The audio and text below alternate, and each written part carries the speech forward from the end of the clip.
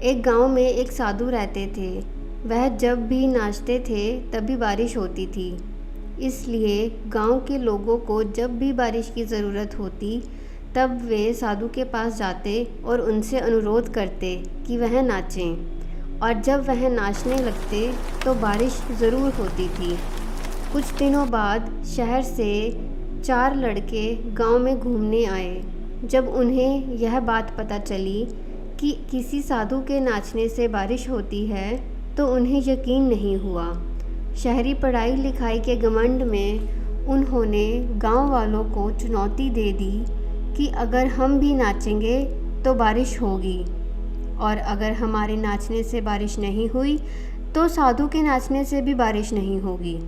अगले दिन सुबह गांव वाले उन चारों लड़कों को लेकर साधु की कुटिया के पास पहुँचे।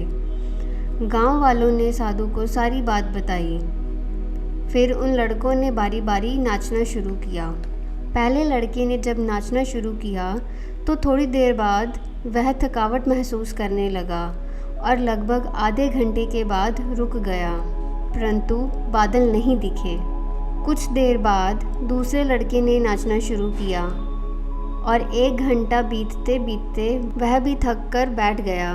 बाकी दोनों लड़कों ने भी ऐसे ही किया, पर बारिश नहीं हुई। अब साधु की बारी थी। उन्होंने नाचना शुरू किया। 1 घंटा बीत गया पर बारिश नहीं हुई। साधु फिर भी नहीं रुके, वह नाचते ही रहे। नाचते नाचते 4 घंटे बीत गए पर बारिश नहीं हुई, लेकिन साधु तो रुकने का नाम ही नहीं ले रहे थे। धीरे धीरे शाम ढलने लगी कि बादलों की गड़गड़ाहट सुनाई दी और थोड़ी देर बाद ज़ोरों की बारिश होने लगी।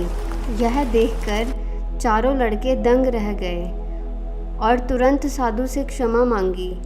फिर चारों लड़कों ने साधु से पूछा, बाबा, भला ऐसा क्यों कि हमारे नाचने से बारिश नहीं हुई और आपके नाचने से बारिश हो गई?